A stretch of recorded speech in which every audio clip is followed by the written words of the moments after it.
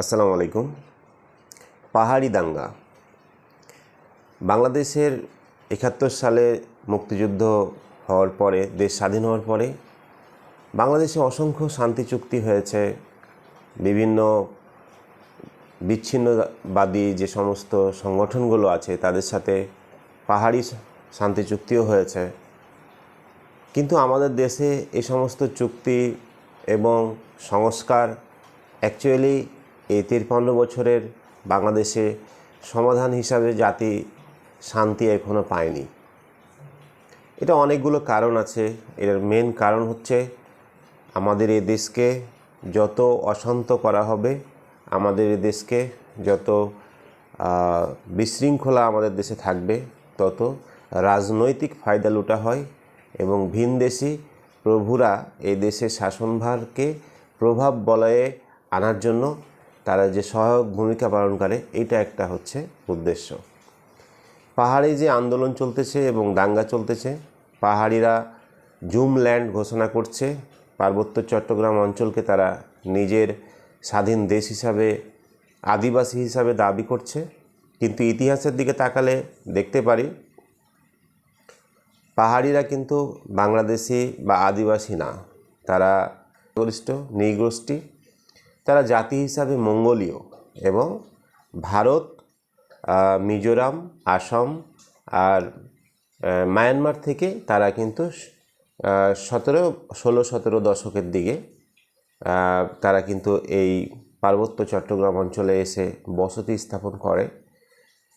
তো এরপরে দেশ স্বাধীনের সময় একজন চাকমা নেতা বিতর্কিত ছিলেন। তিনি বাংলাদেশের পক্ষে ছিলেন না, মুক্তিযুদ্ধের সময় পাকিস্তানিদের পক্ষে ছিলেন। তো 1973 সালে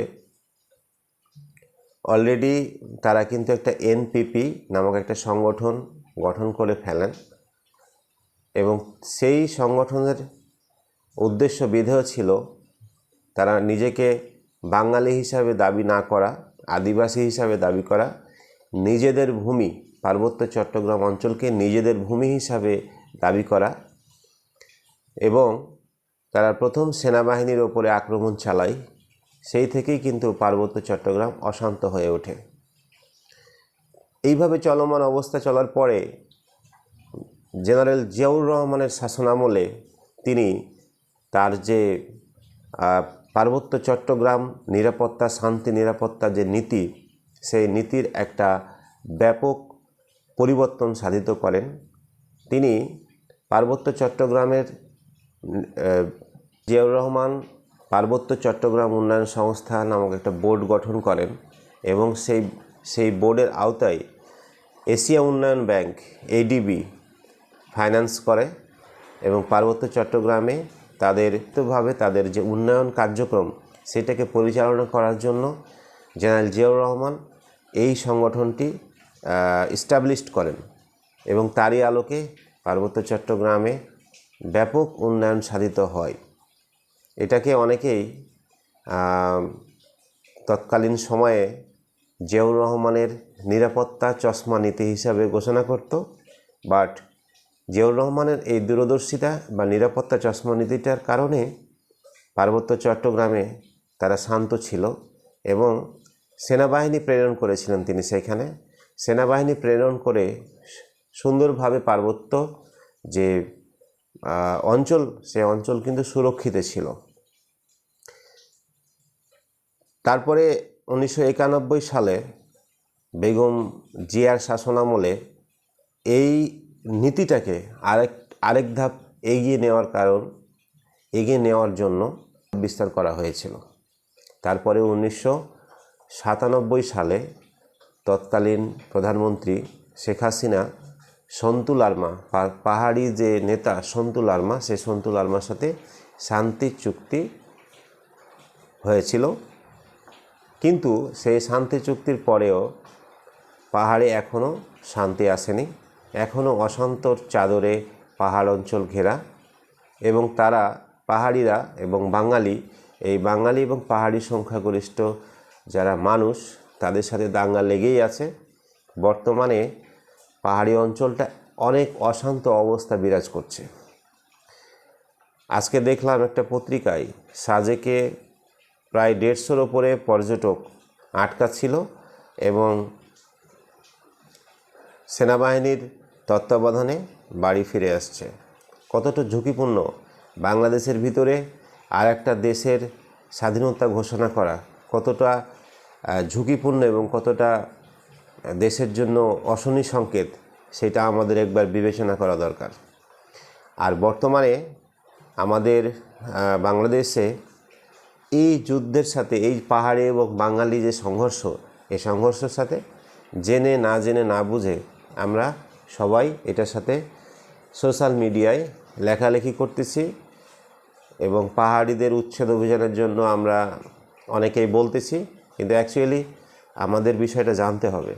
পাহাড়িরা তাদের এখানে তারা দাবি করছে নিজেকে তারা বাঙালি না, ঠিক আছে, তাদের সাথে একমত হতে হবে, তারা বাঙালি না, এটা সত্য কথা, কিন্তু তারা যে আদিবাসী, তারা জন্মসূত্রেই বাংলাদেশে এই পাহাড়ি অঞ্চলে তারা এসেছে। কিন্তু অ্যাকচুয়ালি আমরা ইতিহাস থেকে জানতে পারি তারা আসলে অ্যাকচুয়ালি মঙ্গোলীয় এবং ভারত, মায়ানমার থেকে তারা কিন্তু এই দেশে এসেছে।